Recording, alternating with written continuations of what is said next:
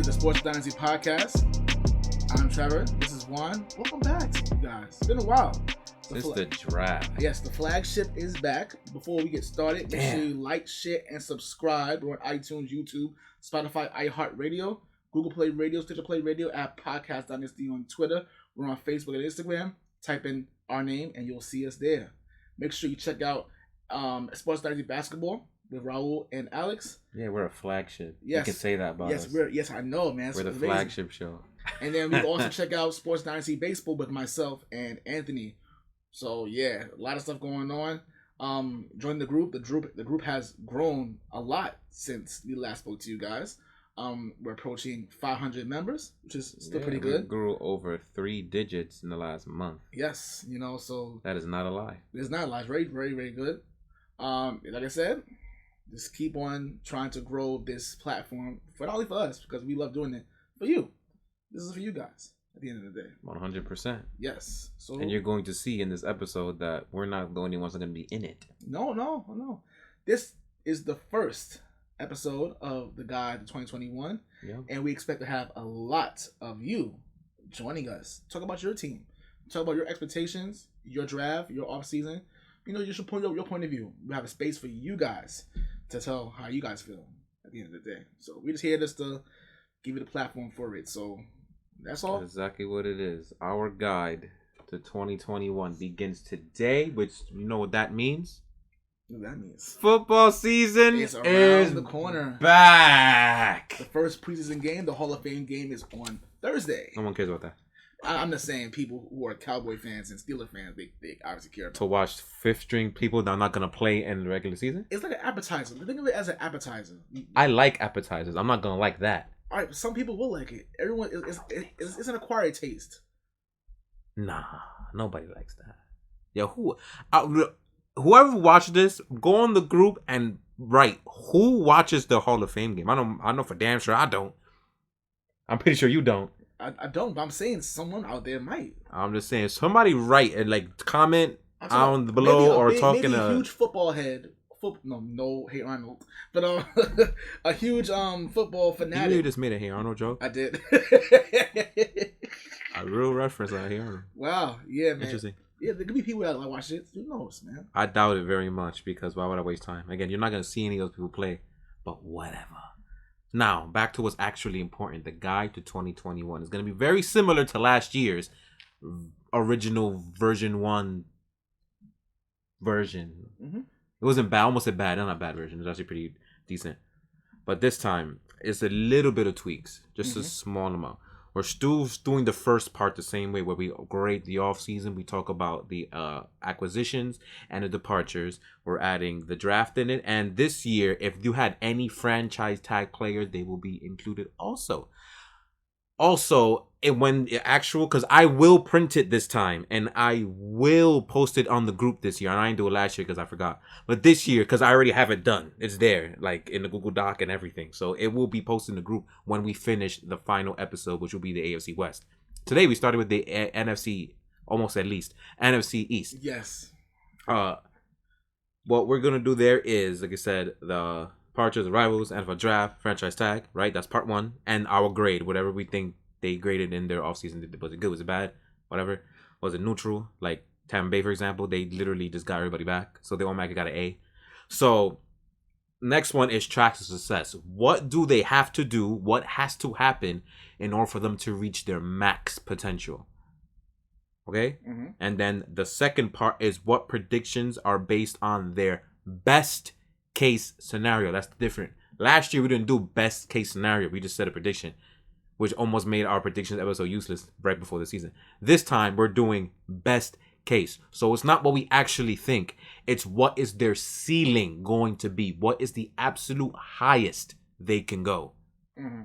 That's the last part. So let's begin, shall we? Yes. Today, with this. Almost insulted the team. Yes, today. Which is bad because we're going to have a Philadelphia podcast. That's going to be his own episode later in the week. We're going to have them on talk about Eagles and maybe also same Sixers and stuff. So let's not disrespect their team. At least not yet. Yes. Yeah, let's not do that. All right. Let me not be that guy. I know it's been a minute. You guys know me as the jerk. The heel. Right? The heel, if you will. Let me not do that right now. Let me be nice. At least to them. Other teams I'm going to destroy. But this one, yes. Okay. We're going to start off with the Philadelphia Eagles, who finished last year with a record of 4-11-1. I forgot they had a tie. Yeah, I forgot Cincinnati. I hate the tie. Yeah, me too. I hate it. But anyway. Me too, yes. Their offensive rank was 27th overall. 28 passing and 9th rushing. I believe when the whole guide is done, I might add their DVOAs as well for both offense and defense and team. But yeah, 28th passing, obviously, because Carson Wentz was abysmal and Jalen Hurts was not much better. And 9th rushing, which is surprising to me at least. Yes. Defensively, they were 20th overall, 15th passing, and 23rd rushing. Okay. They did get some key additions to this year. They added Andrew Adams, Joe Flacco, Jordan Howard. He's back from the Miami Dolphins. Mm-hmm. Anthony Harris, Ryan Kerrigan, the all-time sack leader. I didn't even know that happened until I did the research. The all-time sack leader for the Washington football team. Mm-hmm. And Eric Wilson, who spent a large amount of time in Minnesota. And most importantly, they got a new head coach. Yes. And Nick Sirianni, who was the Colts offensive coordinator. Yes. That's very important because now we get to see him and Jalen Hurts try to do something, but I don't know what's going to happen. Well, our key departures were obviously the big elephant in the room. Carson Wentz was traded away to the Indianapolis Colts. Corey Clement signed a deal with the New York Giants, their football rival.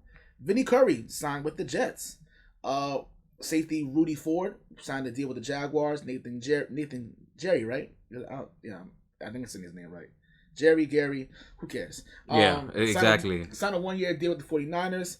Jalen Mills signed a 4-year deal with the New England Patriots. And Nate Sudfeld is heading his way to San Fran for a 1-year deal. So that's pretty interesting. That's the key departures there. Yep. I mean, the departures that actually mattered, that actually made a difference. Other than that, kind of. Other than that, no one cares about the rest of it. Yeah, kind of. You're gonna hear that a lot about this whole guy. NFL draft. They had a lot of picks. Yes, they had signed for the 10th overall pick Devontae Smith from Alabama. Landon Dickinson, the guard from Alabama.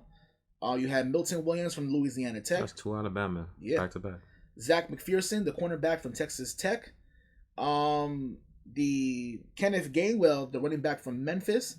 Marlon I can't pronounce his name. He's the defensive tackle from USC.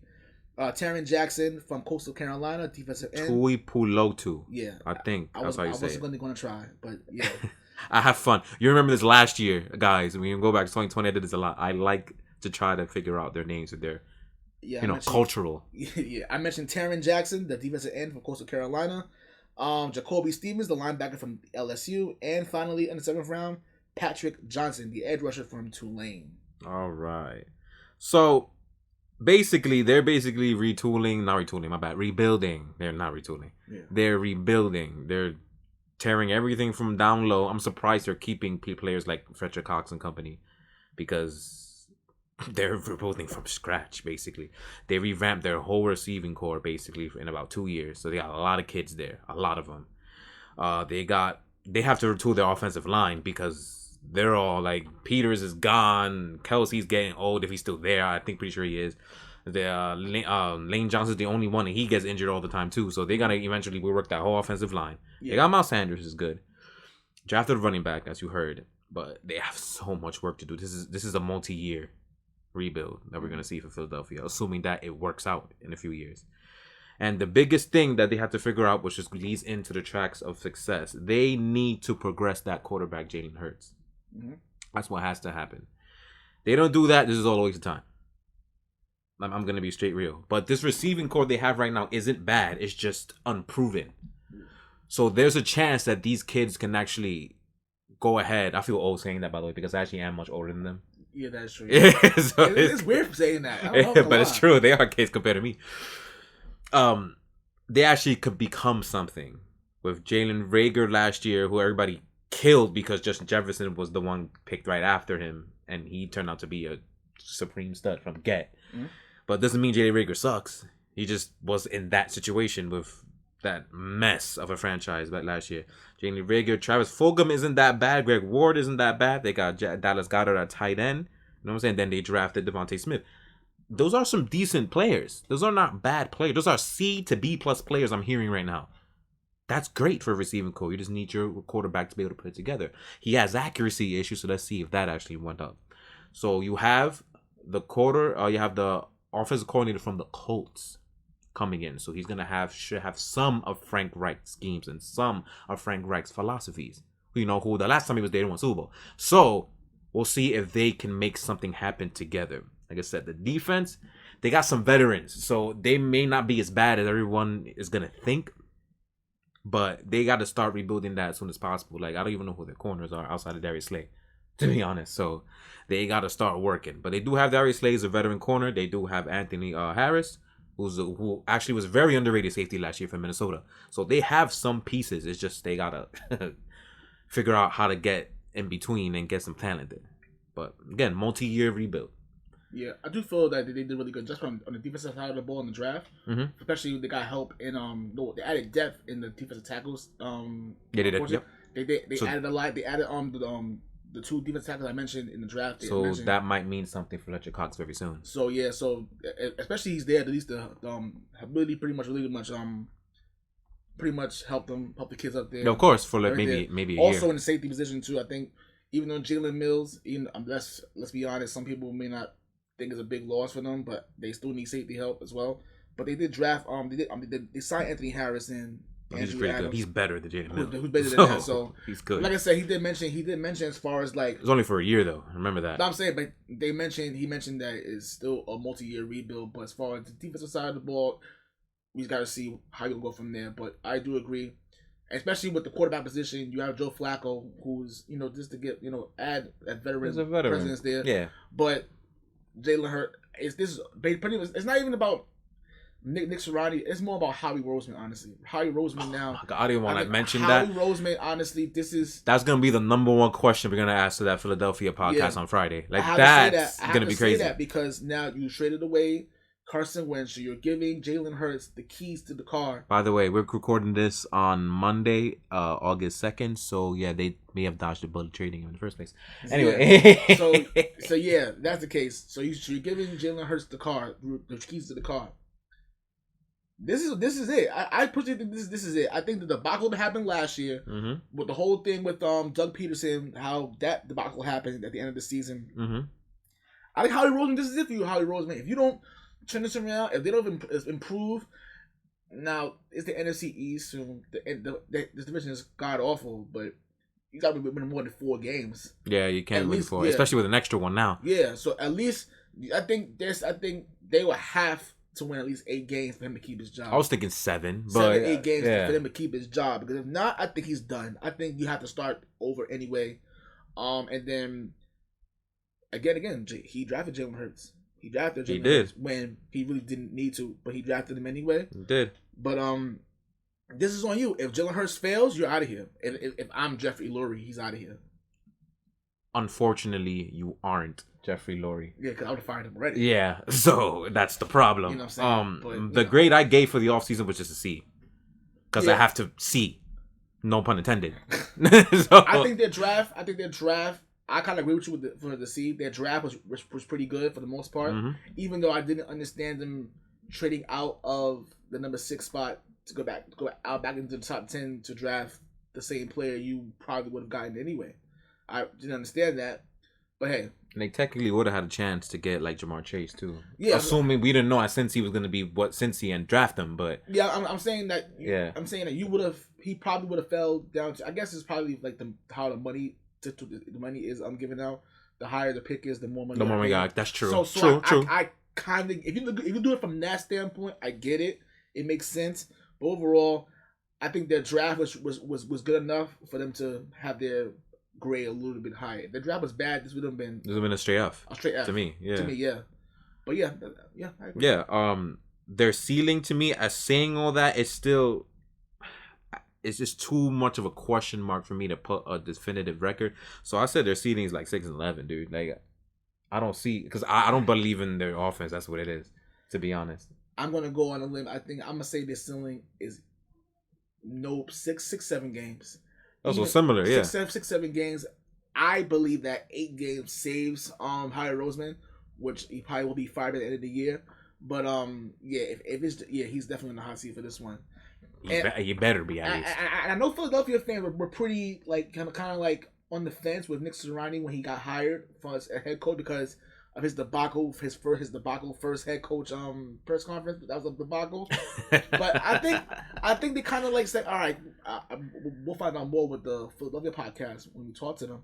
But I know a lot of people were pretty pissed at them and saying, "Oh no, this is just as bad, even worse than Doug those Peterson." things do matter. But actually, those things do matter. They do matter. So we'll see, Philadelphia. Good luck, guys. Okay, next on the list is going to be the Dallas Cowboys. We're going in order based on their standings on their division. Yes, last year they finished 6-10, and he's going to tell you what their rankings were. Yes, mind you, there was no Dak Prescott for 14 games ish. No, he played a little more than that. About 12. Yeah, 12, right? Yeah. They were 17th. Regardless, they were still 17th on offense. I really think that's the reason why that happened is because Dak Prescott was on such a tear last September that somehow still carried over to keep them where they were. They're 8th in passing.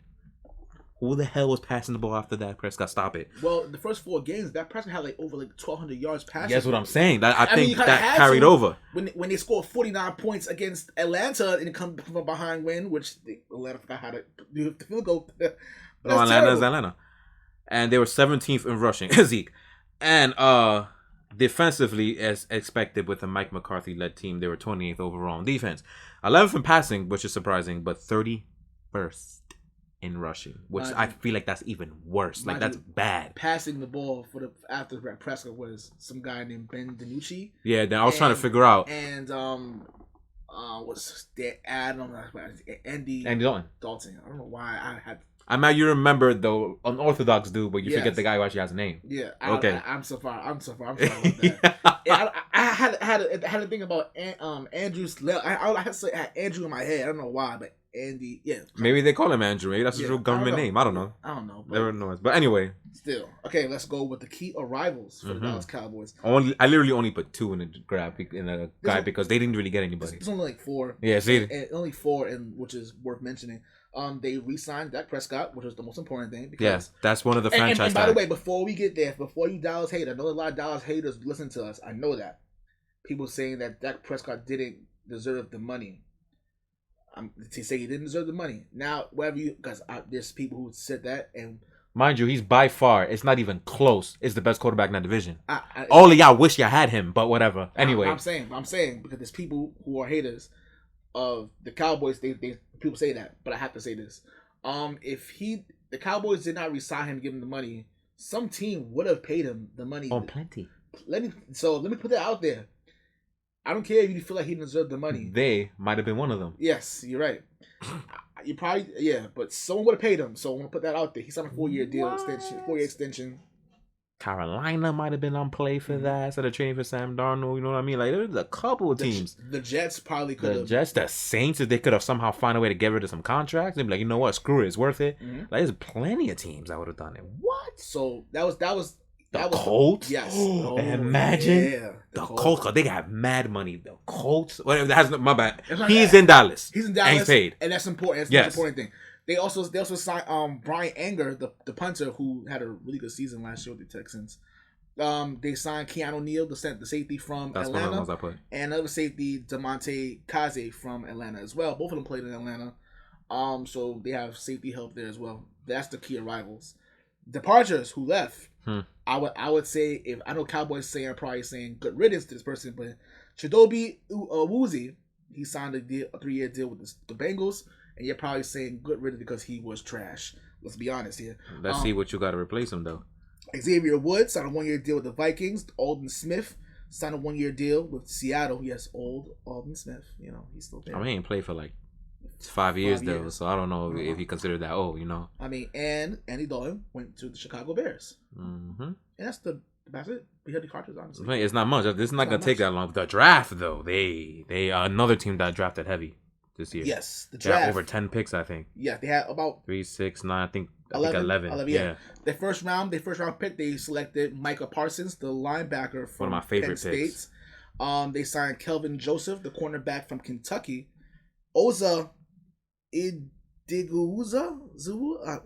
Go ahead and say his name. I'm not gonna try. He's a defensive tackle from UCLA.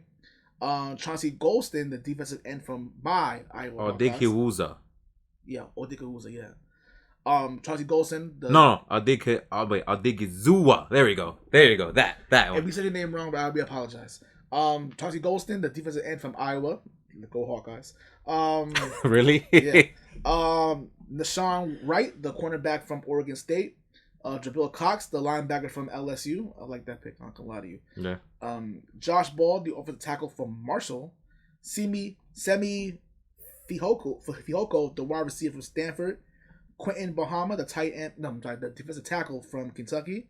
Israel Mukuamu, the cornerback from South Carolina. And finally, Matt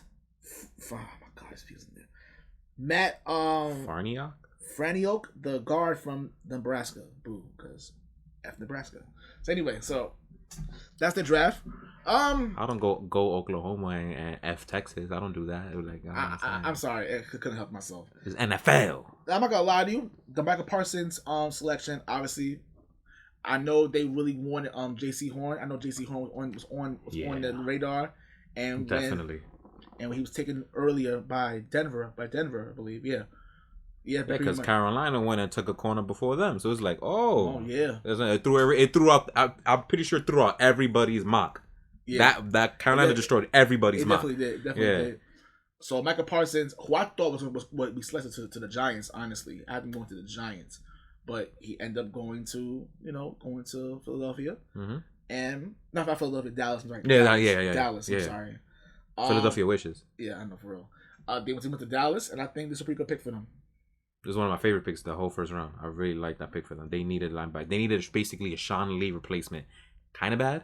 And then they could pair him with Leighton Vander Esch and Jalen Smith. That's his name, right? Yeah. Mm-hmm. So if he's good, that's a pretty damn good linebacking core, assuming that Leighton could stay healthy. That's really, really good, and it should help their run defense gratefully. Even though he's more of a cover guy, but a body's a body at the end of the day.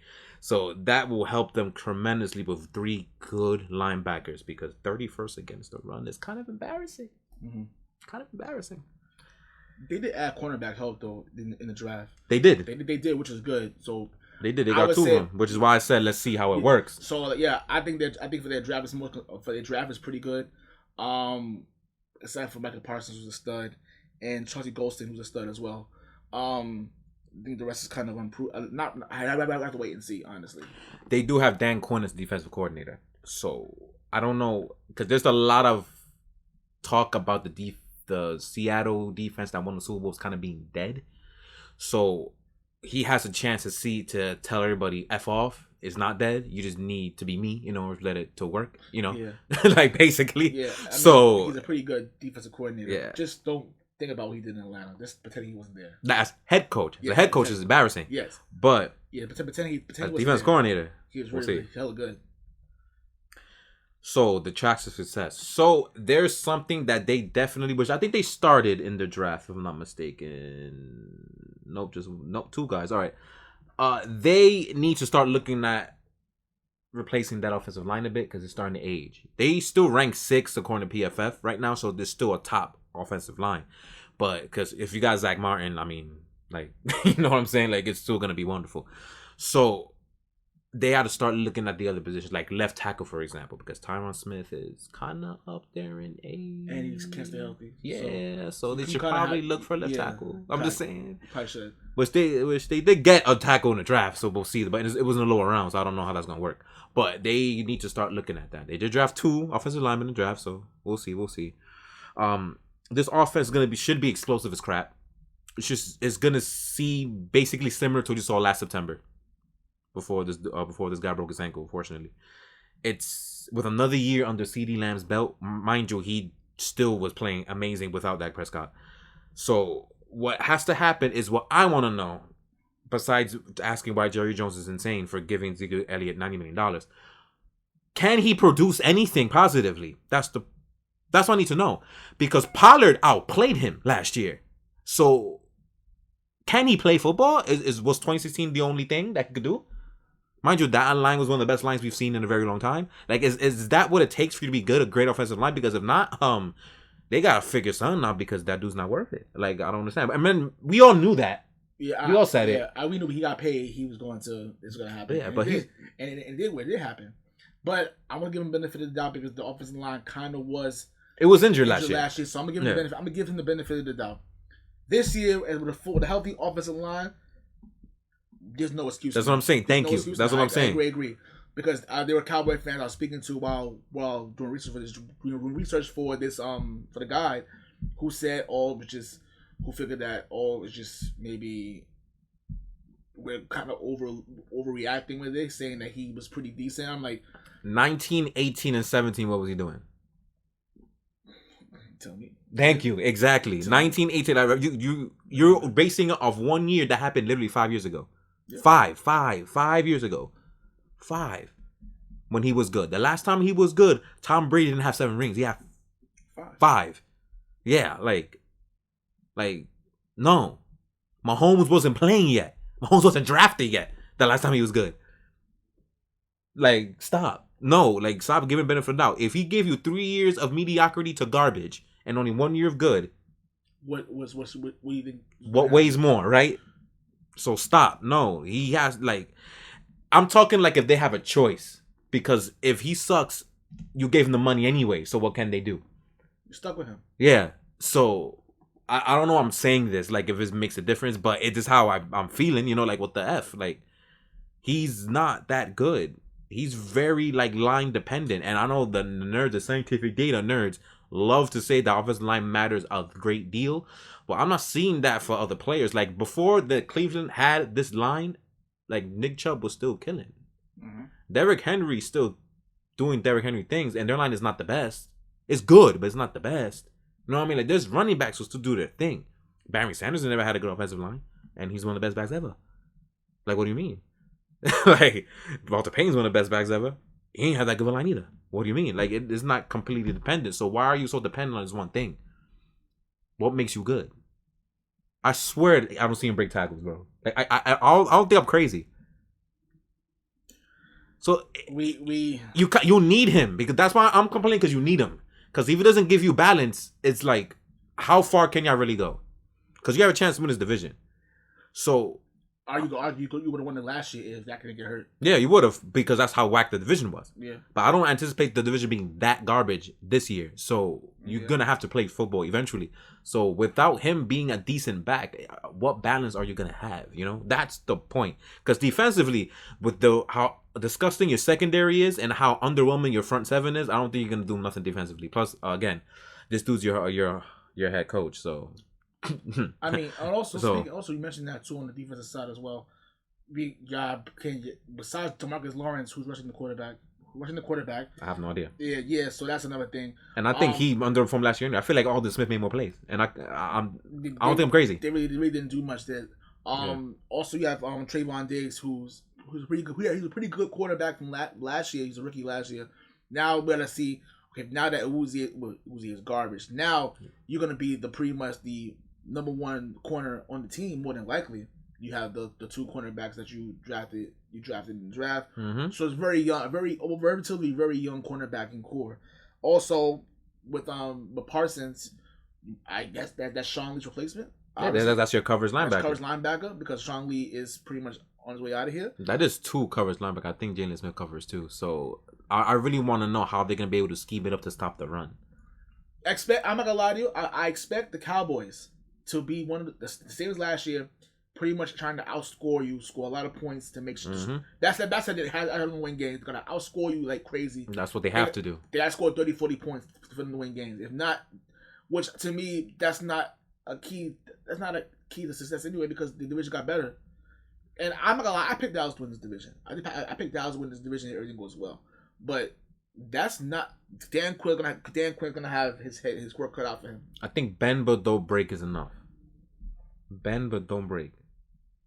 So it's impossible for you to be stifling. So bend but don't break is what you should be aiming for. Mm-hmm. Just be good in the red zone. That's it. And I think you guys will be okay. Their ceiling to me is 10-7. Yeah, 10-7. And I believe that record will be enough to win the division. I picked 10-7. They're gonna win this division.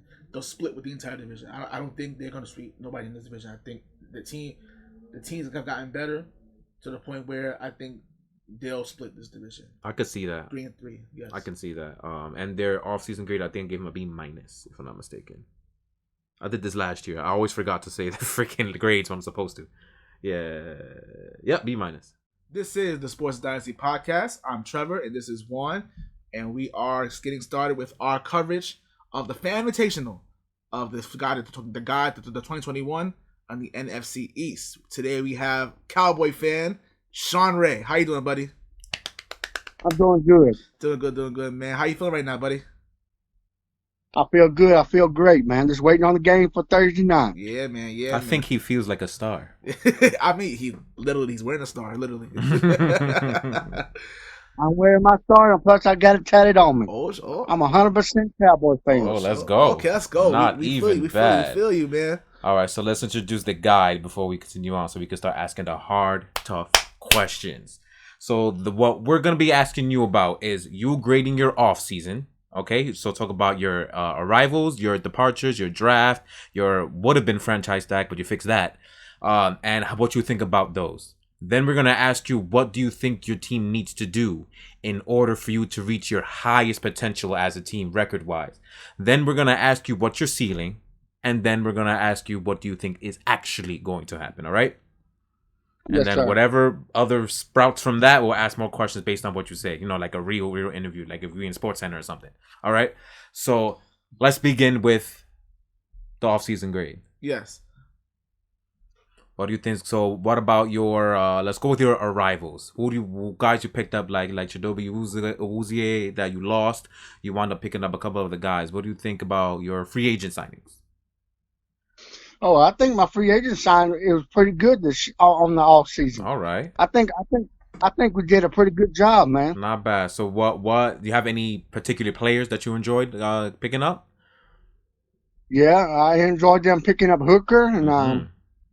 I think Hooker's he's a good safety, and I just think we're gonna do pretty good this year, man. All right, But you look pretty positive. I like it. Pretty optimistic.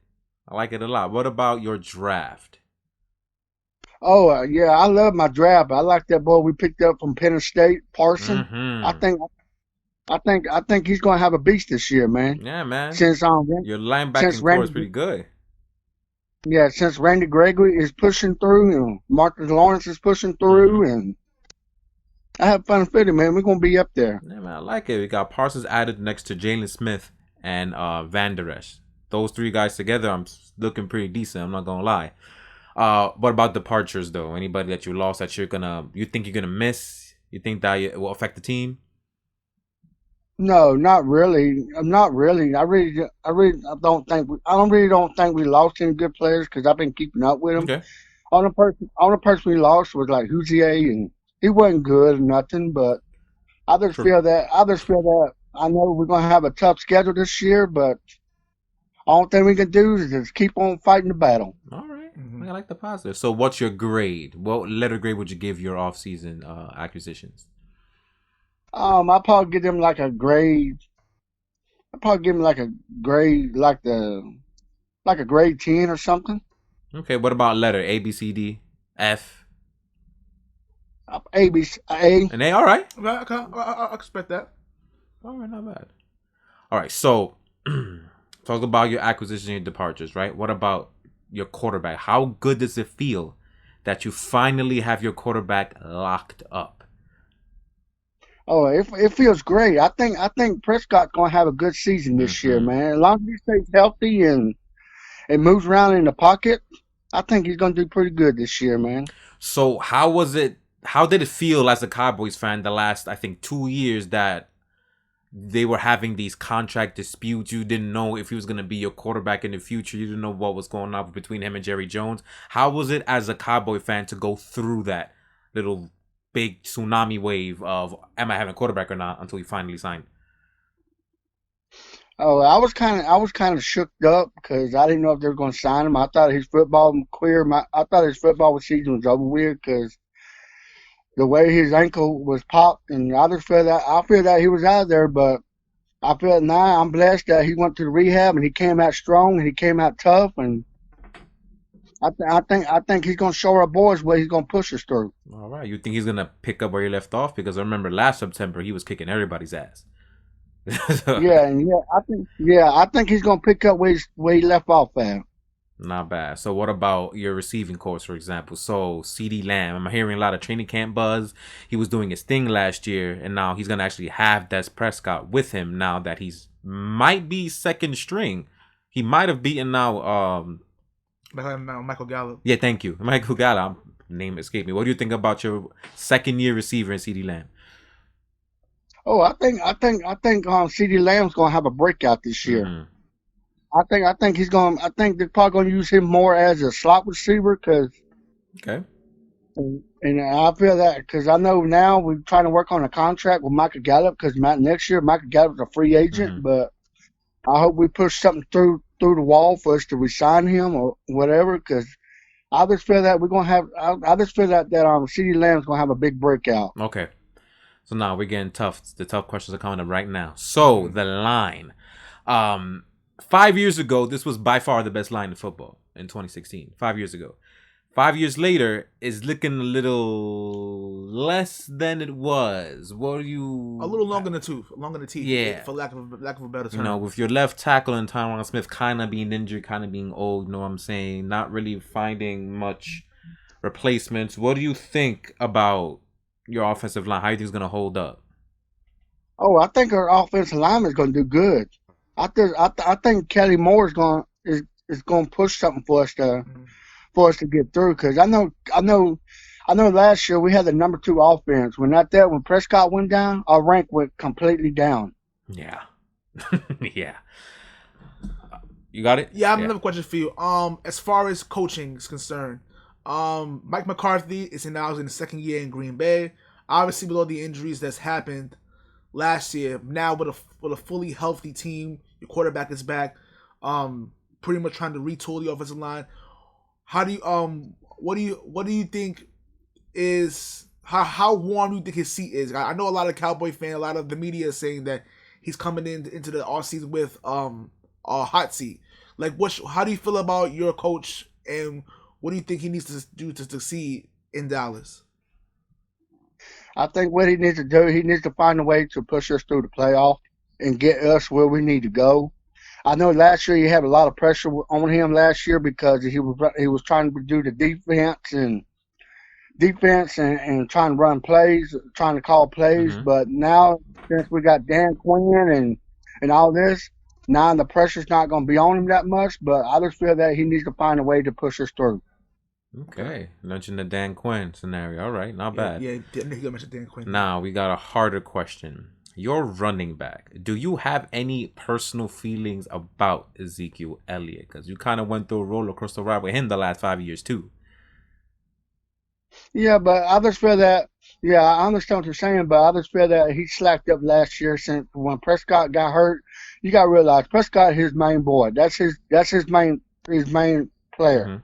When Prescott got hurt, that's when Ezekiel just quit doing what he had to do. Because he didn't have that feeling no more like he used to. But now since Prescott's back and Ezekiel is good and healthy, since Ezekiel lost a lot of weight, Okay. I think he's gonna rush. I think he's gonna rush over 200 yards a game. Whew. Okay. Whew. That's a bold take right there, buddy. Expected though. Whew. That's a lot. I'm saying that's a lot. Whew. All right.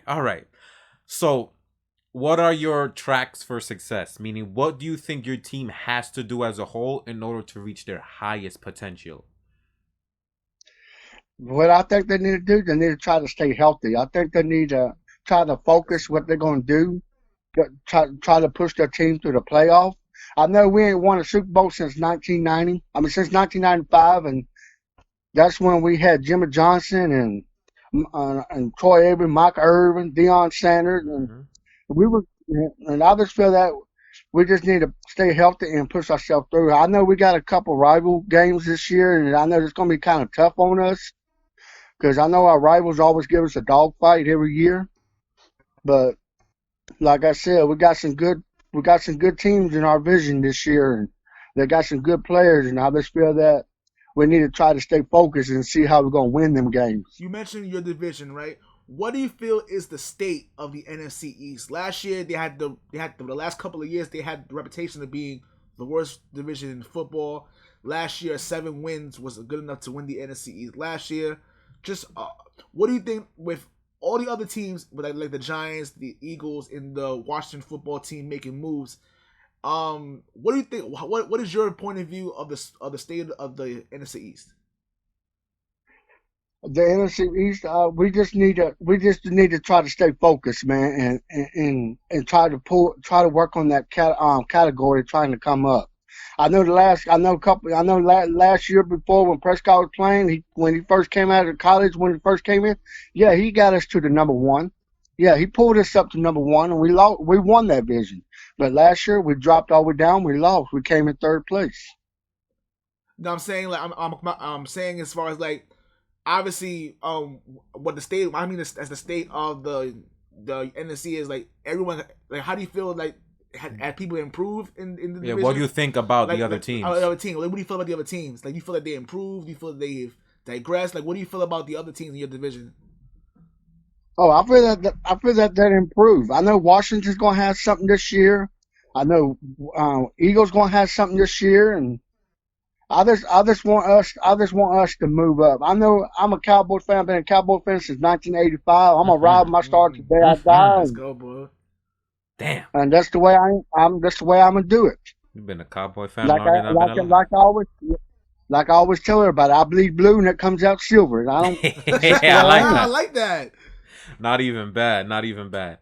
So then, what do you think is gonna be your ceiling? The highest record you think your team can go, and don't say 17-0.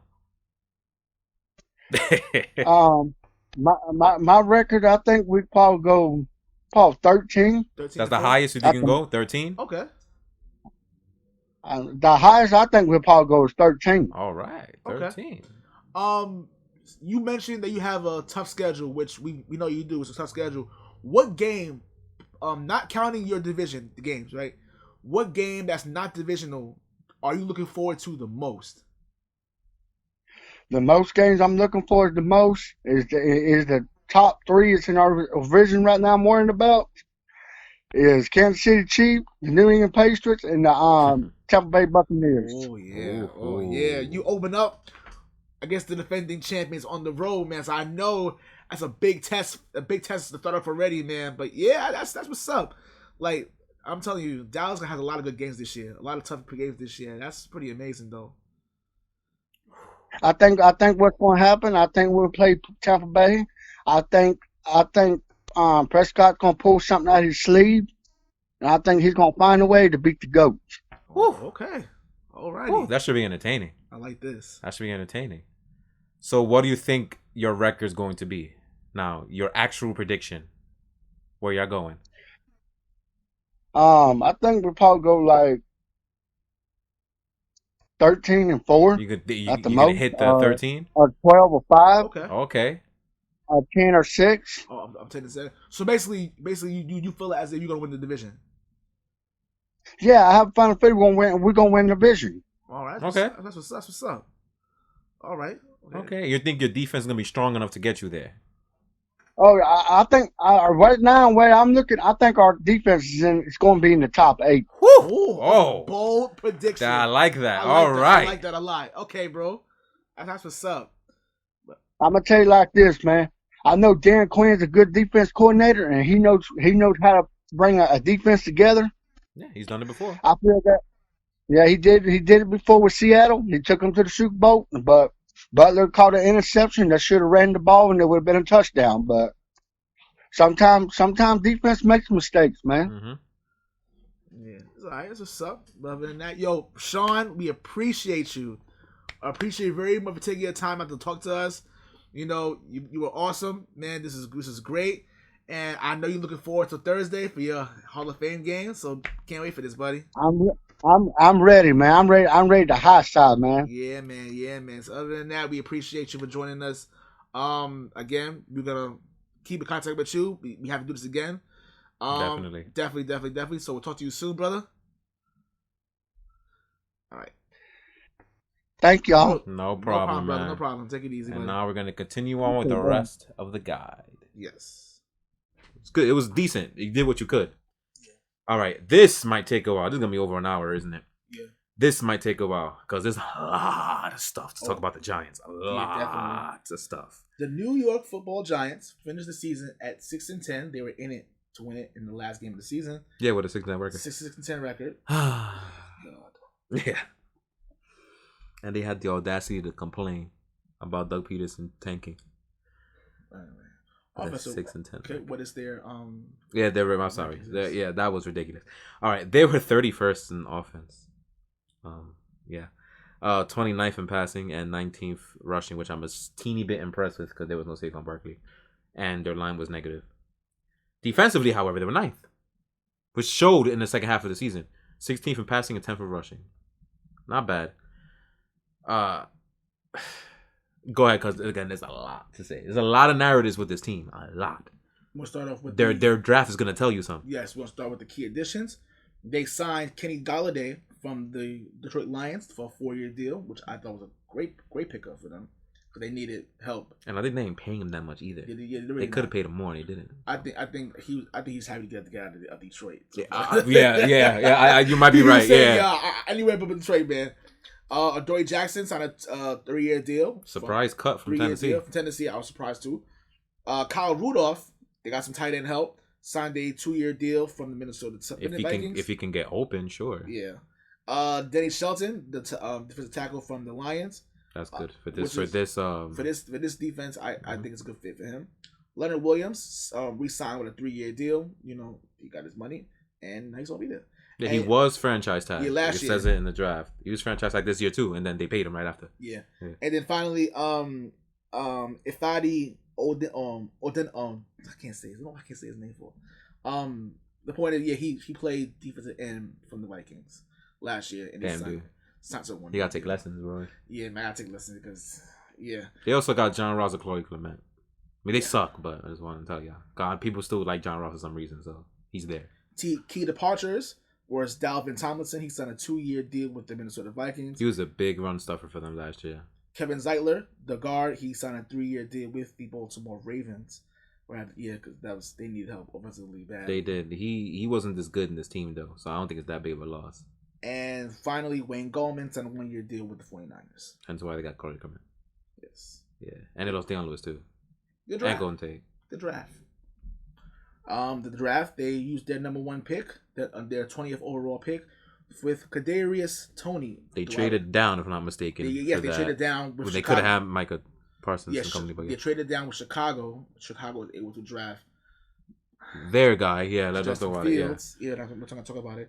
And they selected Kadarius Toney, the wide receiver from Florida. Mind you, they signed like 3 wide receivers. Yes. But again, there's a narrative. There's a reason why this is happening. Azeez Ujulari, the linebacker from Georgia, it's a pretty good pickup. I'm not gonna lie. Aaron Robinson, the cornerback from the University of Central Florida, UCF. Ellison Smith, the linebacker from Northern Iowa. You have running back. Not your Iowa. No, that's Northern Iowa. We don't claim them. No. Gary Brightwell, the running back from Arizona, and Rodarius Williams, the cornerback from Oklahoma State. That was their draft. That was their draft.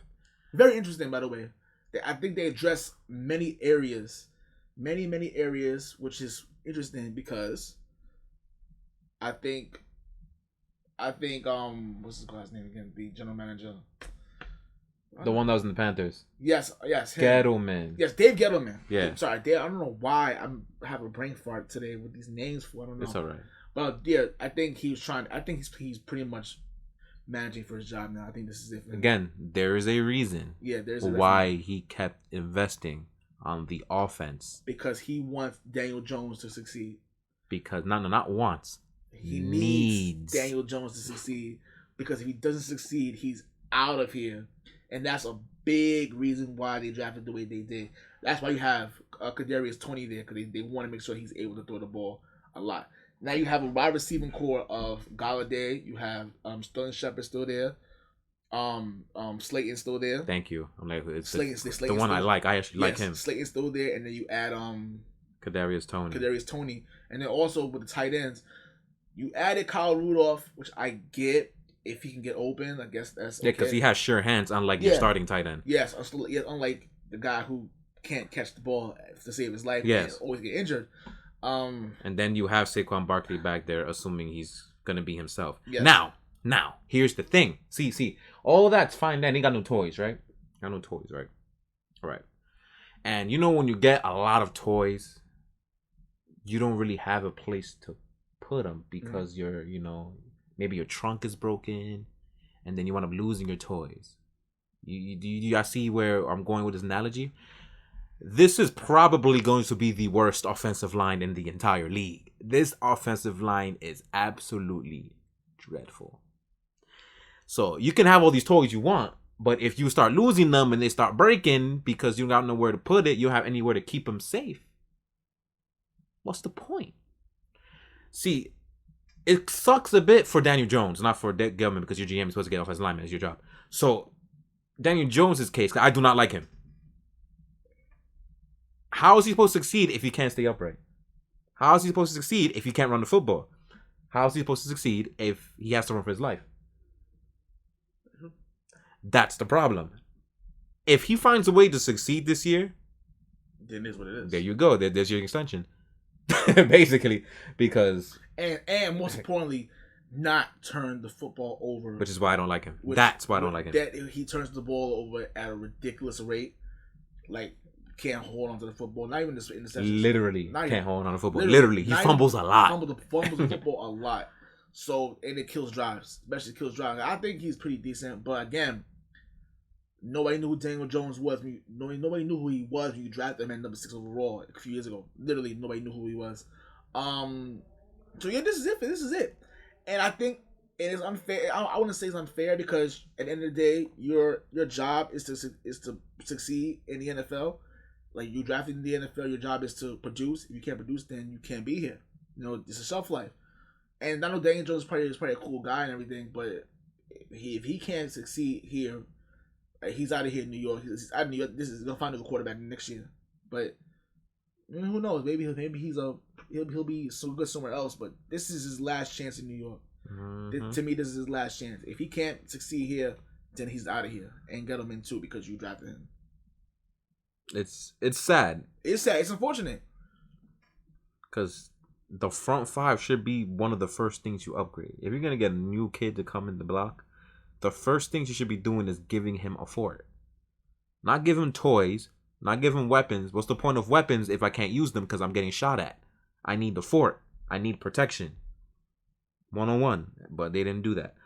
So that's the literal one key they need to be successful this year. If that line can hold up, I would go as far as to say they're the best team in the division. Just off rip. Overall. They may not be the best offense, but they're the best team in the division. If they can keep that offensive line, or at least protect it, they're the best team in the division. They have all this talent. They're getting better than Dallas. Because Dallas is great on one side and sucks on the other. Washington, who we're getting to next, is great on one side defense and not that good on the other. The Giants are the most balanced by far in this division. If they can get this line good, they should run away with this division very easily. Mm-hmm. Assuming the defense will be at least as good as they were last year. Yeah. Which they should because they added more talent. I agree. Blake Shelton. I'm not Blake Shelton. Let's say his name again.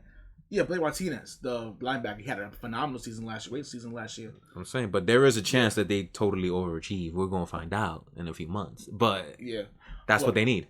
Yeah, it's the offensive line. That's going to make or break the season. Mm-hmm. And honestly speaking, there were some pretty decent offensive linemen you could have drafted in this draft, but you chose not to. Which, hey, you wanted to address receivers.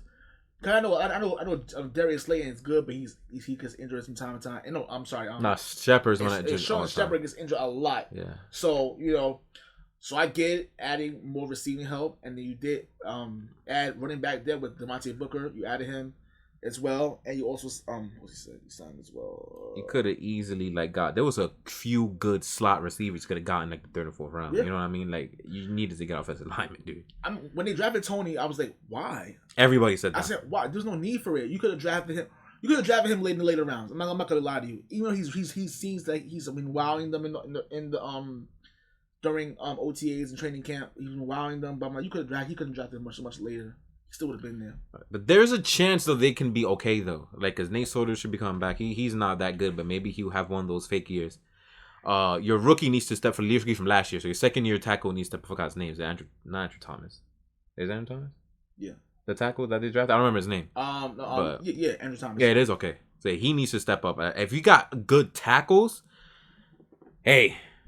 Because Daniel Jones can run. So if he got good tackles who can be able to set the edge so they won't get edge rushes from the sides, then you guys will be all right. You can run off tackle with Saquon. Like, there's a chance. Which is good because he's now playing his rightful position this year.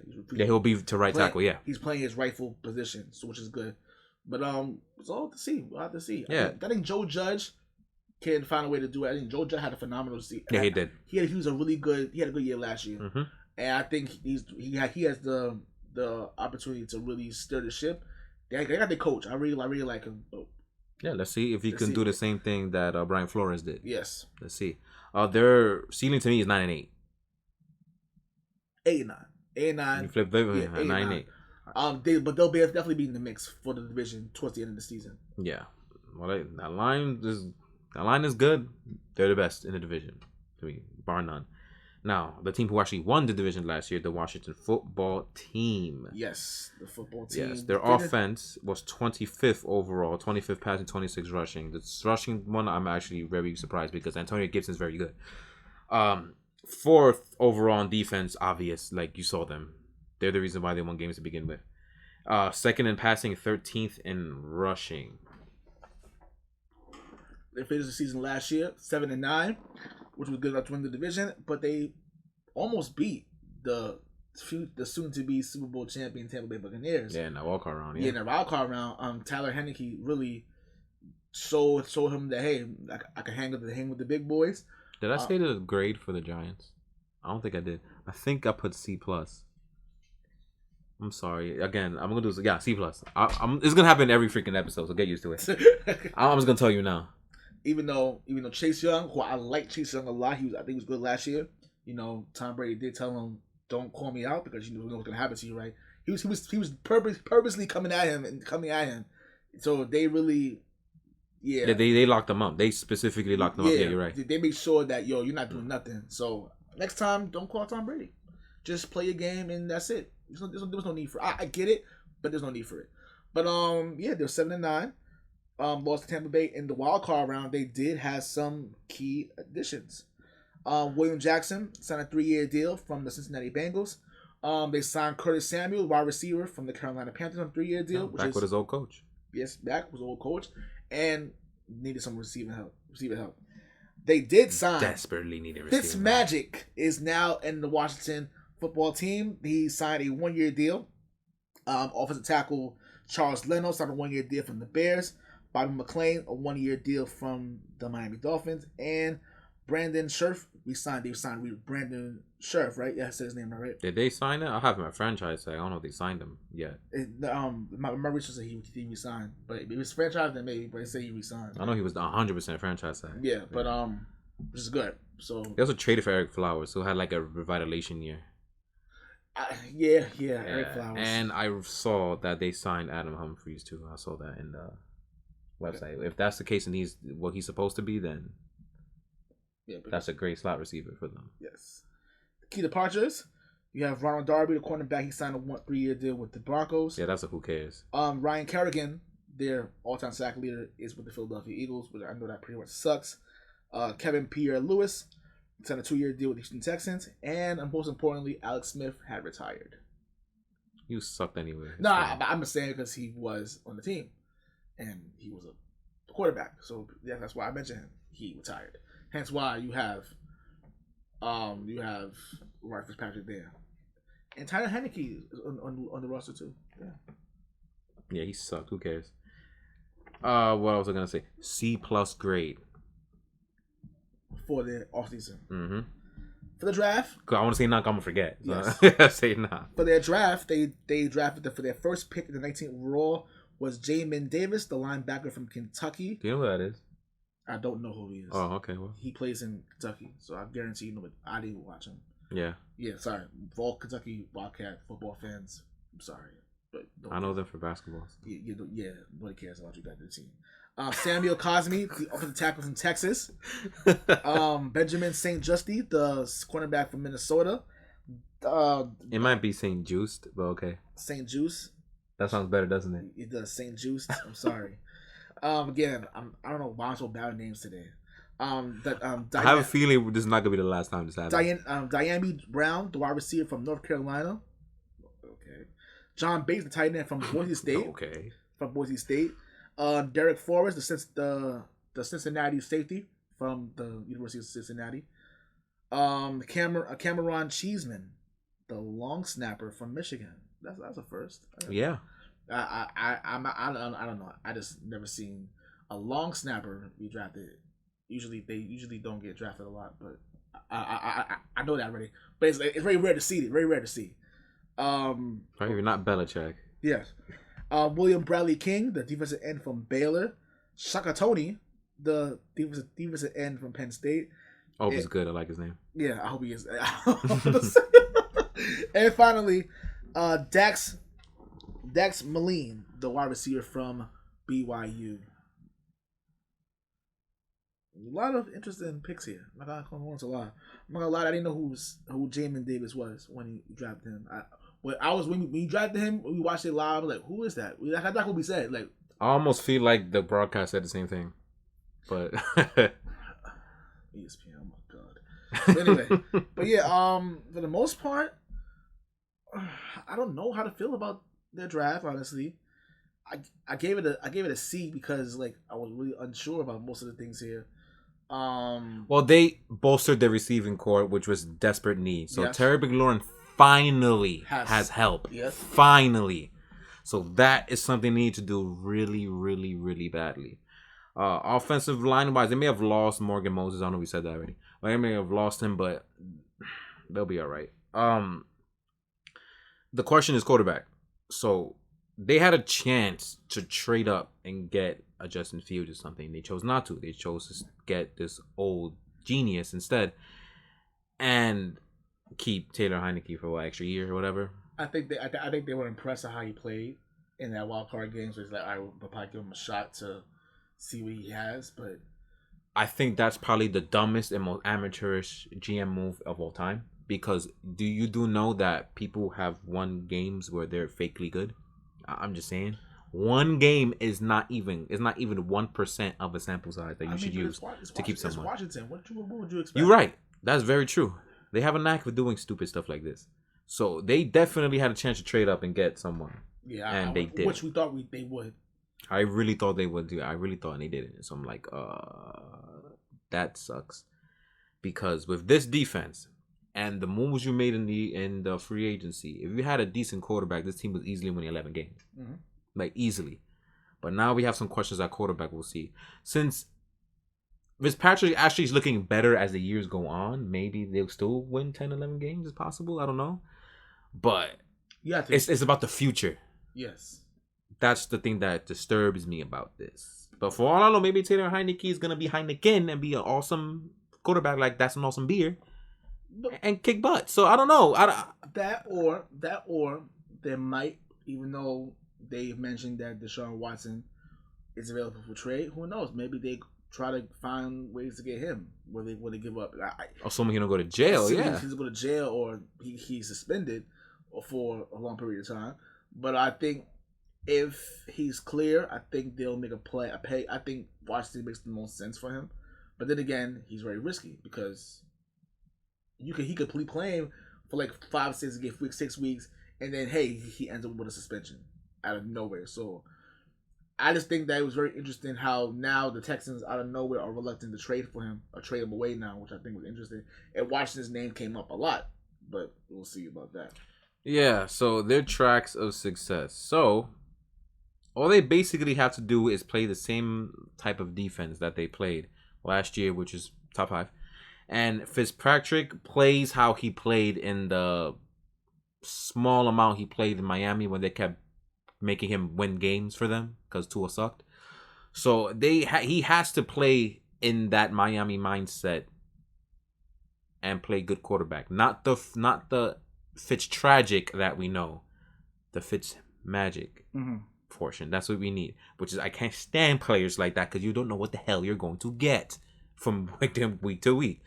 That's why I still boggles my mind they didn't get one of those quarterbacks. Like Chicago didn't trade anything to get Justin Fields. Like why didn't they try? It bothers me because I know a good situation when I see it. You know, you got a good coach, you fix up some of the offensive woes, you got a great defense, so get the quarterback to put it together. But nope. They got an old guy and they got some dude that's named after a beer. I don't know, like, like I don't. Kills me. Well, they got the pieces. The quarterback needs to just put it together. They got the running back. They got an okay line, the 16th ranked corner PFF. They got a good receiving core with a number 1 and great complementary receivers. You know, they don't got tight end, but we'll see. And the defense is top notch. Like, what more can you ask for? You just need a quarterback. That's what you need. You got the head coach. You see how quick that was? It was very, very quick. Yeah, Washington is they're geared. They just need the quarterback to be good. That's all they need. That's pretty much it. I gave them 10 wins in their seeding because I don't know how the quarterbacks are going to play. You know, the most important position in football. 9 wins. I have them at 9 wins. This division will be a lot closer as far as with the Giants, the Cowboys. It can go either way depending on how everything shapes up. I think Dallas wins the division anyway.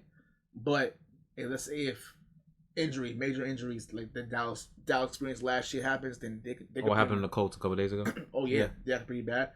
They could pretty much take the division. Even the Giants too. Like I said, it all depends. I think it's all about momentum, and I don't like saying that too much because I think it's kind of a cliche. But it's like I think luck will decide. Someone has to get really lucky to win this division. I think it's a lot more competitive than you think. It's still the NFC East. Let's get it. It's still terrible division. But I think at least 10 wins. Not that debacle 7 wins when the division is garbage. That's not happening again. That's not happening. 7 and 10 would be the worst ever to win the division. The worst, yeah, that'd be the worst with the actual game. But other than that, that is the NFC East. We hope you enjoyed it.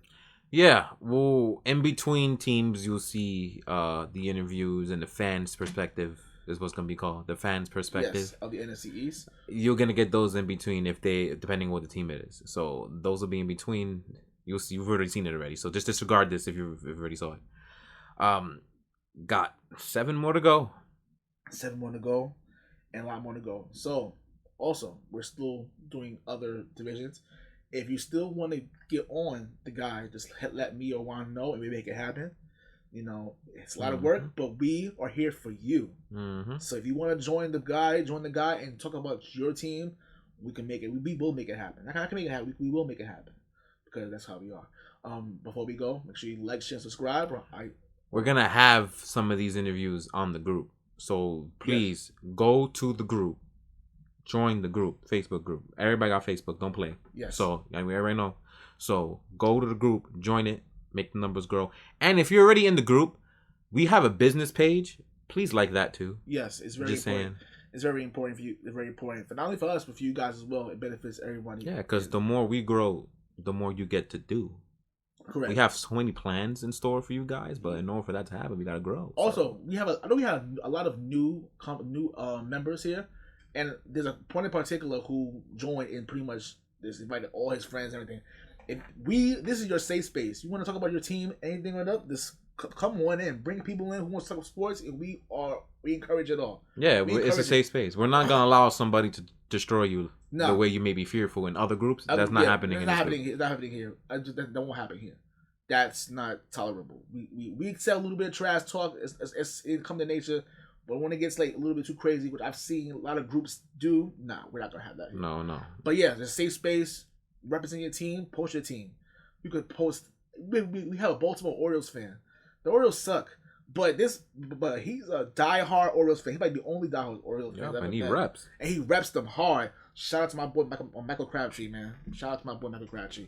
But before that, like, share, subscribe. We're on iTunes, YouTube, Spotify, iHeartRadio, Google Play Radio, Stitcher Play Radio, at Podcast Dynasty on Twitter. We are on Facebook and Instagram. Just type in Sports Dynasty Podcast. You'll see us there. All right. Also check out Sports Dynasty Basketball. Free agency is upon us. In an hour. In an hour. So expect to see videos from them. Also, we just finished recording the baseball episode for Sports Dynasty, me and Anthony, for the craziest trade deadline we've seen in years. Everyone made moves. Everyone's out of here. So yeah, look out for that. Peace, love, and applesauce. We'll see you guys very soon. Bye.